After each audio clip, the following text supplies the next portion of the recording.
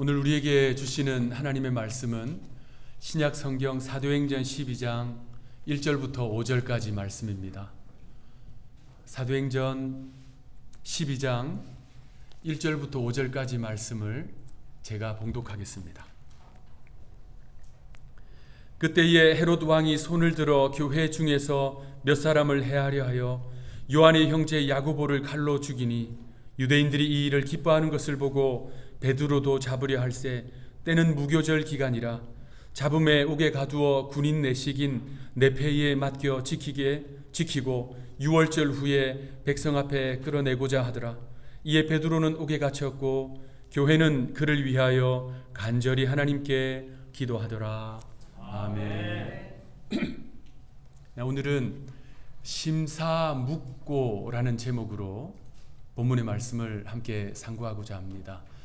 심사묵고라는 말은 고요히 잠잠히 깊이 생각하다라는 뜻이지요. 비슷한 말로는 우리가 잘 아는 심사숙고가 있습니다. 깊이 생각한다. 심사숙려라는 표현도 있어요. 이것도 마찬가지로 깊이 생각한다. 그러니까 이 표현들은 다 깊이 생각한다라는 공통적인 뜻이 있지만 심사묵고는 좀 더 종교적인 신앙적인 의미를 담고 있어요. 여기서 묵자는 우리의 묵상기도 할 때 묵자와 같은 단어입니다. 그러니까 홀로 고요히 잠잠히 진리를 깊이 묵상하는 태도, 심사묵고입니다. 우리가 살아가는 이 현대 사회는 속도를 매우 중요하게 여기는 세상입니다. 빠름이 아주 중요한 요소이지요. 하나의 덕목이 되어 있어요. 그러다 보니 삶이 전반적으로 분주합니다.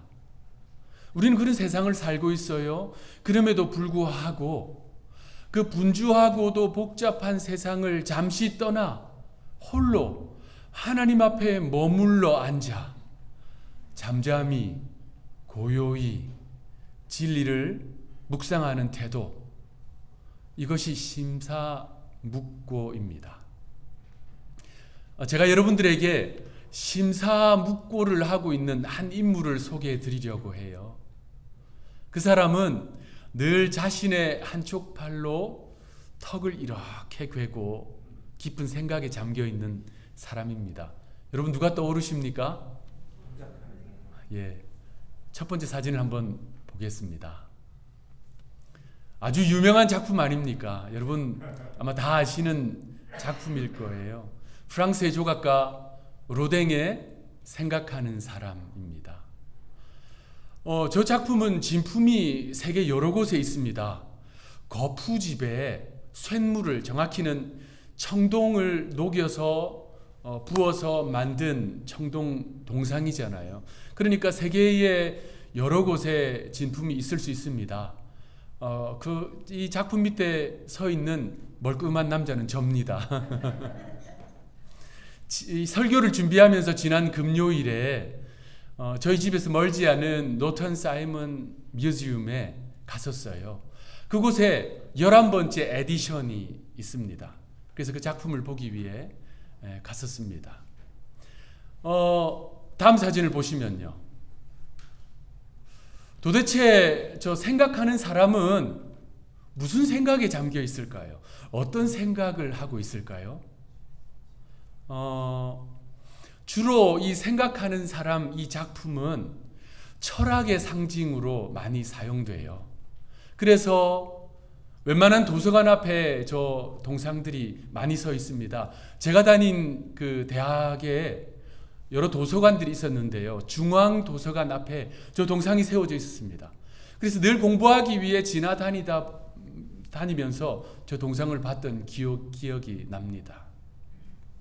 그런데 저 생각하는 사람은 단순히 그냥 이 철학적 상념에 잠겨 있는 것이 아니에요. 어디 한 곳을 집중해서 주목해서 바라보면서 깊은 고심에 빠져 있는 것입니다. 그는 무엇을 바라보고 있을까요? 그는요, 지옥을 바라보고 있습니다. 다음 사진 보여주시면요. 이 로댕이 생각하는 사람은 단독 조각 작품이 아닙니다. 이것은요, 로댕이 일생을 바쳐 만든 지옥의 문에 들어가는 여러 조각들 가운데 한 부분이지요. 1880년에 프랑스 정부가요, 로댕에게 작품을 하나 만들어 주기를 요청합니다. 미술관을 하나 건축하려고 하는데 그 입구에 설치할 조각품을 만들어 달라 요청했어요. 그래서 로댕이 어떤 작품을 만들까 고심하다가 그 입구에 설치할 조각 정도가 아니라 아예 문을 만들어야 되겠다라고 생각하고 작품을 제작하기 시작했어요. 그래서 만들어진 작품이 저 작품인데요. 문제가 생겼어요. 작품을 제작하는 중에 이 프랑스 정부가 계획을 바꿨습니다. 미술관을 더 이상 건축하지 않겠다라고 발표해요. 그리고 그 자리에 기차역이 들었습니다. 그래서 로댕이 고민을 해요. 이 작품을 계속 만들 것인가 아니면 포기할 것인가. 그래, 만들어야 되겠다라고 결심을 하고 10수년 동안 이 작품을 계속 수정해 나갑니다. 그래서 미완성이었지만 이 거대한 작품을 만들어내요. 이 작품의 이름이 지옥의 문입니다. 작품이 아주 커요. 높이가 25피트, 넓이가 13피트, 깊이가, 두께가 3피트입니다. 지금은 저 문이 굳게 닫혀 있지만 원래 로댕은 저 문이 열리는 구조로 구상을 하고 제작을 했었어요. 전 세계에 7개의 진품이 있는데 그 가운데 7번째 에디션이 한국에 있습니다. 마지막 사진을 보여주시면요.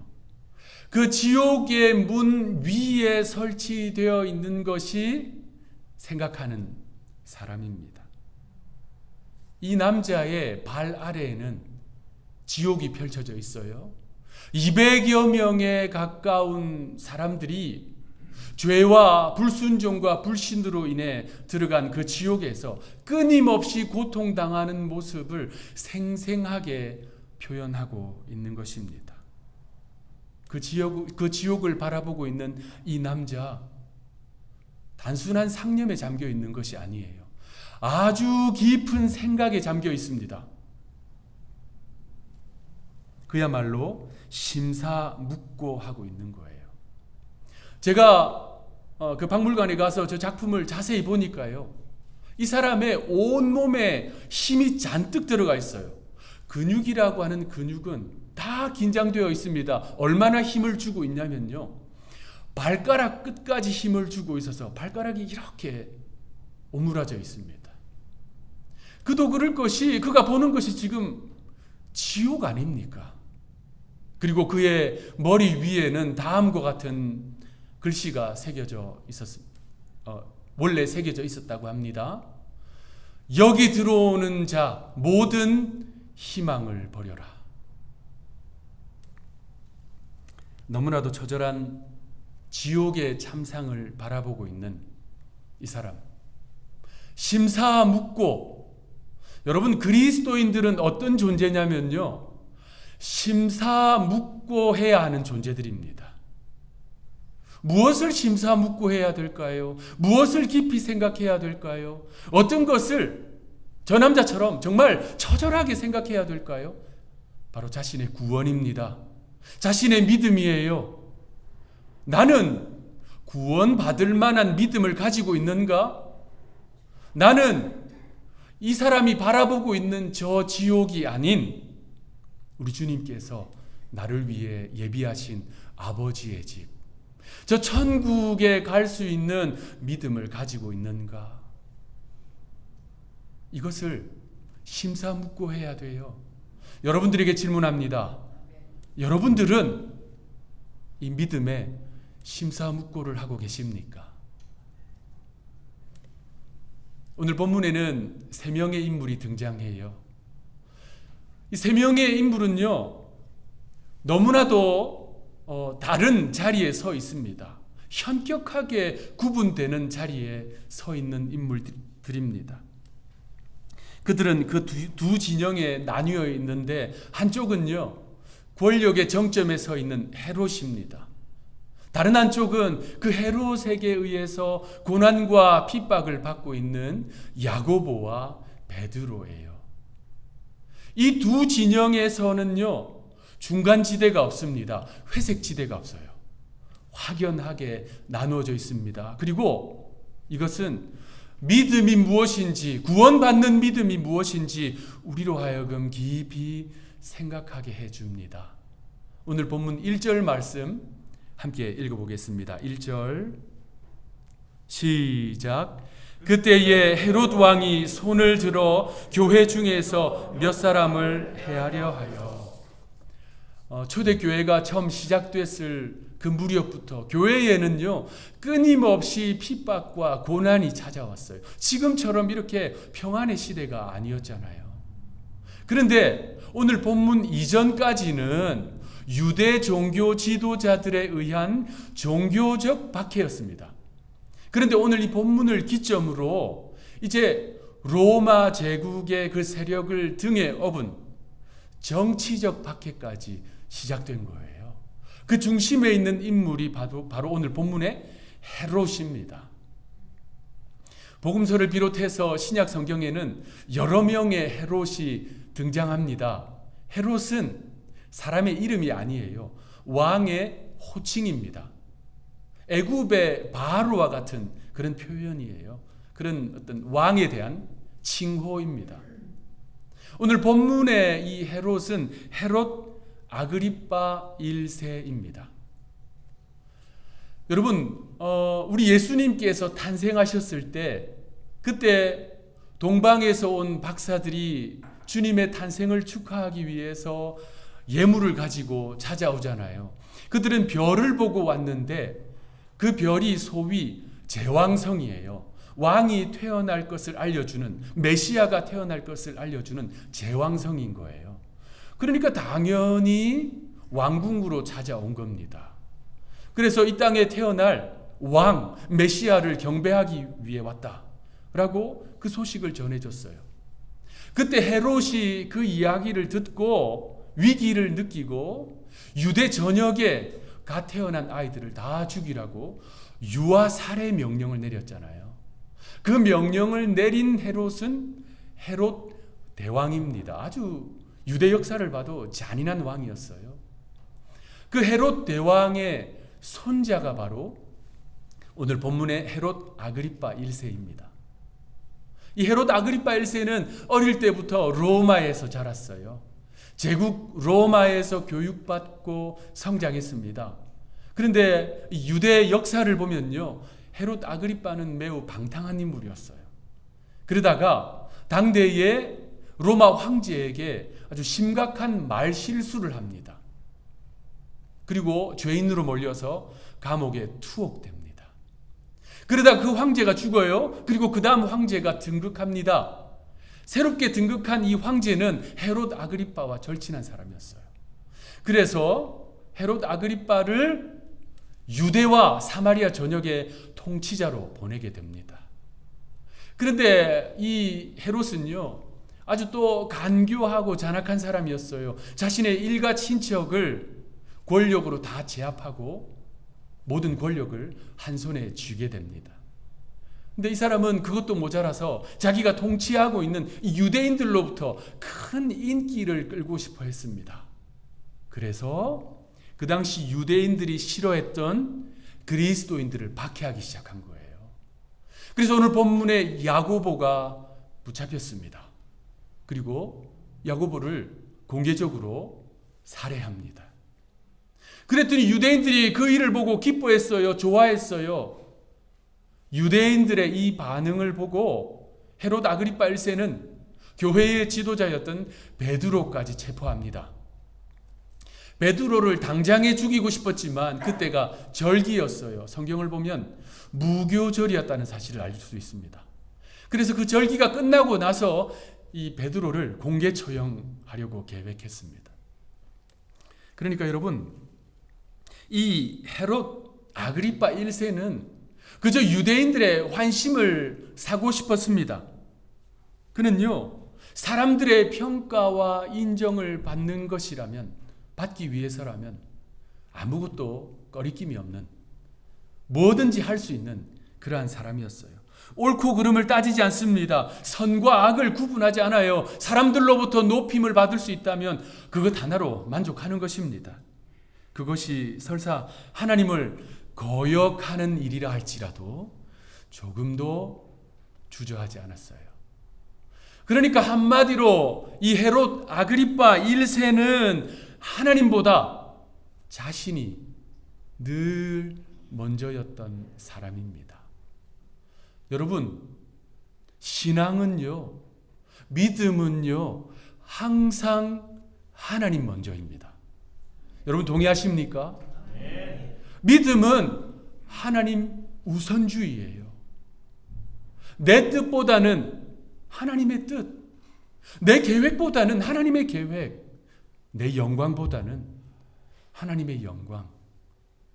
여러분, 이것이 하나님이 기뻐하시는 믿음 아닙니까? 이것이 성숙한 신앙, 구원받을 만한 믿음 아니겠습니까? 한번 따라 합시다. 내 뜻보다는 손 뒀다 뭐 하십니까? 내 뜻보다는 하나님의 뜻. 내 계획보다는 하나님의 계획. 내 영광보다는 하나님의 영광. 늘 이러한 믿음을 지키시는 우리 한우리 성도 되시기를 축복합니다. 그런데요, 반대로 내 뜻이 하나님의 뜻을 가리우고 내 계획이 하나님의 계획보다 앞서고 내가 영광 받느라, 내가 칭찬 받느라, 내가 인정 받느라 하나님의 영광을 가리고 있다면 그 인생에 하나님이 계실까요? 그의 삶의 자리에 하나님이 있을까요? 하나님이 그 삶을 영광스럽게 받으실까요? 우리 하늘이 교회에는 이러한 성도가 단 한 명도 없기를 축복합니다. 하나님 우선주의 신앙, 우리가 반드시 견지해야 합니다. 그런데 헤롯은요, 눈에 보이지 않는 하나님보다 눈에 보이는 사람들의 칭송, 찬양, 영광이 더 간절했어요. 그래서 죄 없는 야고보를 죄인으로 몰았습니다. 죽였어요. 그리고 이제 베드로도 체포해서 죽이려고 합니다. 그는 그것도 모자라서요, 자기 자신을 하나님의 자리에 올려놓습니다.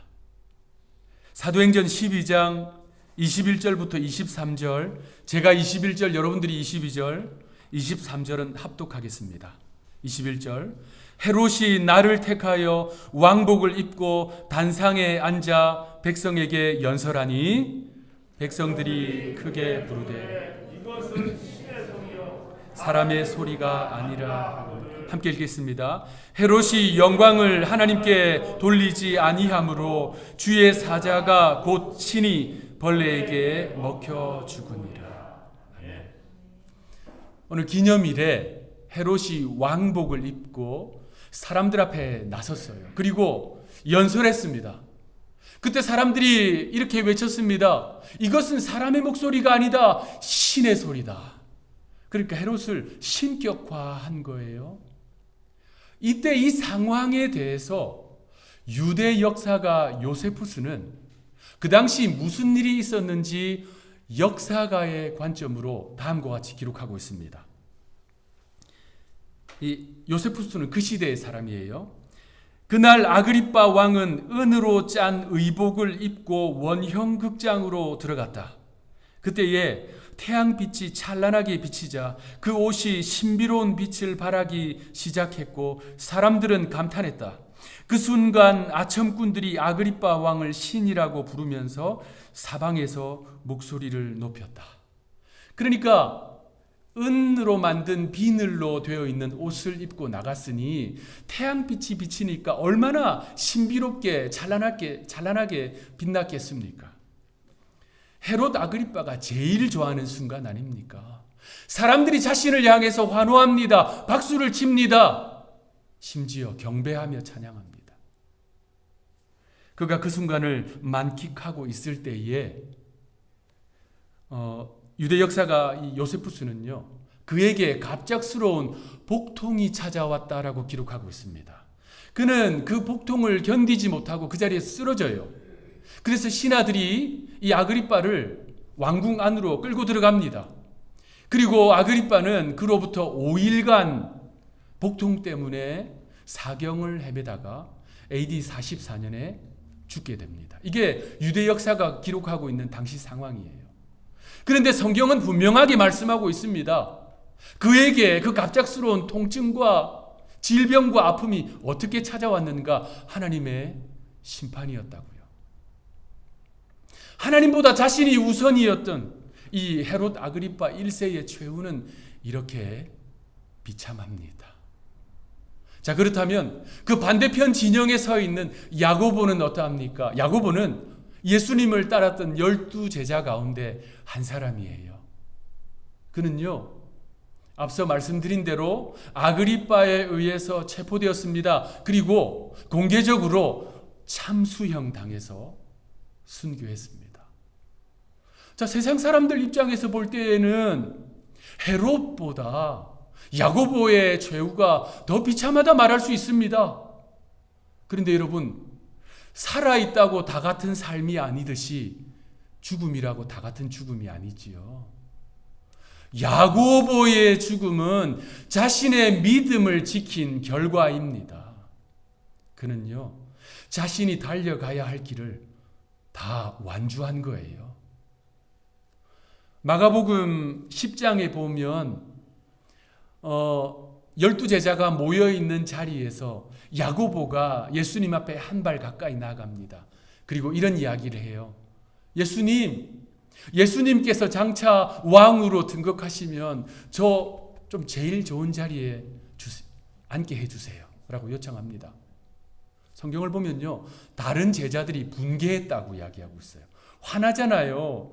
자신을 총리의 자리에 오늘날로 말하면 앉혀달라고 하는데 기분이 얼마나 상해요.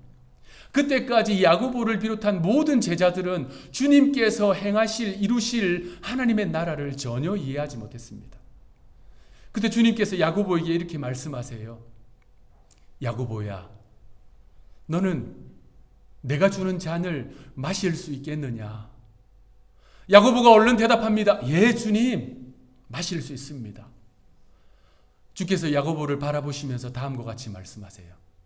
너는 내가 주는 잔을 마시고 내가 베푸는 세례를 받으려니와 라고 말씀하세요.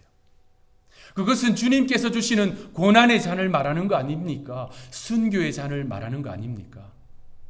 야고보는 주님의 그 말씀대로 순교의 잔을 받게 된 것이지요.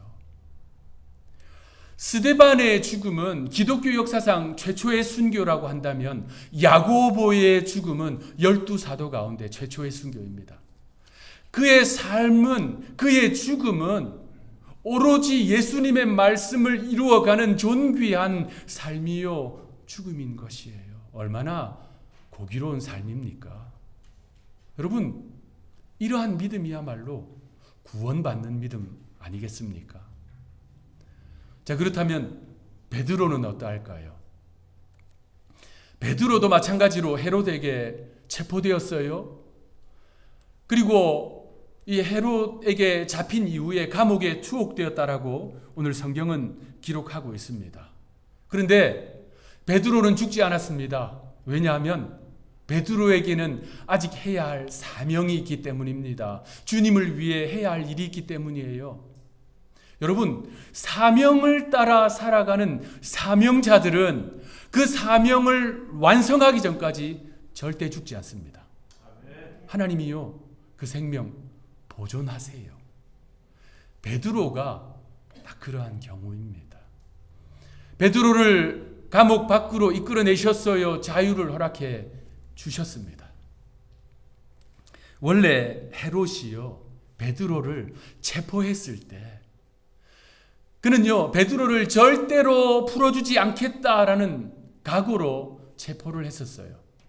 그 당시 이 유대 전통에 따르면 큰 죄를 지은 중범죄자는요, 탈옥을 막기 위해서 그를 쇠사슬로 묶고 나머지 쇠사슬 한쪽을 꼭 경비병에게 묶어 놓았어요. 그러니까 어떻게 도망가겠어요? 그러니까 경비병 한 사람은 항상 이 죄인과 함께 있는 것입니다. 그런데 오늘 본문을 보십시오. 베드로는 양쪽의 경비병들에게 묶어 놨어요. 두 사람의 경비병에게 묶어 놓았다는 거예요. 절대로 베드로를 도망가지 못하게 만들겠다는 겁니다. 심지어 그것도 부족해서 네 사람을 한 조로 만들어서 4개의 조로 만들어서 로테이션 하면서 감옥을 경비하게 했습니다. 그러니까 베드로를 꼭 죽이겠다라고 하는 이 헤롯의 각오가 엿보입니다. 그런데요, 그 절대로 풀려 나올 수 없을 것 같았던 그 감옥에서 하나님께서 주의 사자를 보내주셔서 기적적인 방법으로 풀려나게 해주셨어요.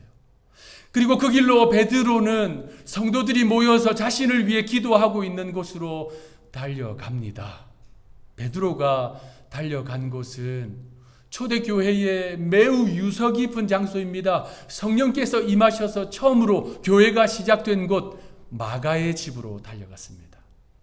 베드로가 풀려나자 온 성도들이 기뻐했습니다. 감사했습니다.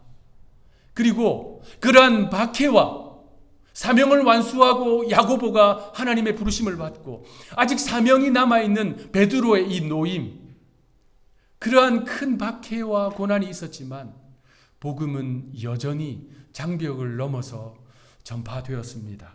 오늘 본문 12장 24절 말씀, 그 결론이 어떠했는지 함께 읽어보겠습니다. 시작. 하나님의 말씀은 흥왕하여 더하더라. 야고보와 베드로는요, 구원받을 만한 믿음을 가지고 믿음의 자리에서 믿음의 진영을 굳건히 지켰다는 말입니다. 그 삶이 때로는 고통스러웠지만 하나님의 영광이 되었어요. 때로는 고난의 길이었지만 온 교회에 소망과 기쁨을 주었다는 말입니다. 그리고 구원의 복음이 확장되는 결과를 낳았습니다. 사랑하는 성도 여러분, 우리는 헤롯의 자리가 아닌 베드로와 야곱의 자리에 서 있어야 됩니다. 자신의 믿음을 지켜야 한다는 거예요. 하나님 우선주의 신앙을 견고하게 붙들어야 한다는 것입니다. 그러기 위해서는 늘 자신의 믿음을 돌아보아야 됩니다. 성찰해야 돼요. 나의 믿음이 지금 바른가? 내가 바른 믿음의 자리에 서 있는가? 내가 바른 믿음의 길을 걷고 있는가? 심사묵고해야 한다는 말입니다. 그래서 조그만 시험과 환난에도 불타 없어지는 지푸라기 같은 믿음이 아니라 정금 같은 믿음으로 이 시대를 믿음으로 살아내는 저와 여러분들이 되시기를 구주 예수님의 이름으로 축원합니다. 기도하겠습니다. 하나님, 오늘날의 그리스도인들은 늘 헤롯의 자리와 베드로와 야고보의 자리를 오고 갑니다. 세상 속에 살아갈 때에는 하나님 없는 듯이 살아가다가 믿음의 자리, 예배의 자리에 나와서 아차, 내가 믿음대로 살지 못했구나 라고 생각할 때가 참 많습니다. 주님, 우리의 부족함을, 우리의 연약함을 긍휼히 여겨주셔서 어느 자리에 있든 간에 나의 믿음을 깊이 성찰하게 도와주옵소서. 심사묵고하는 성도들 되게 하여 주옵소서. 그래서 우리 한우리교회 성도들 걸음걸음마다 주님을 영화롭게 하는 성숙한 하나님의 백성들이 되게 하여 주옵소서. 축복하옵고 구주 예수님의 이름으로 기도합니다.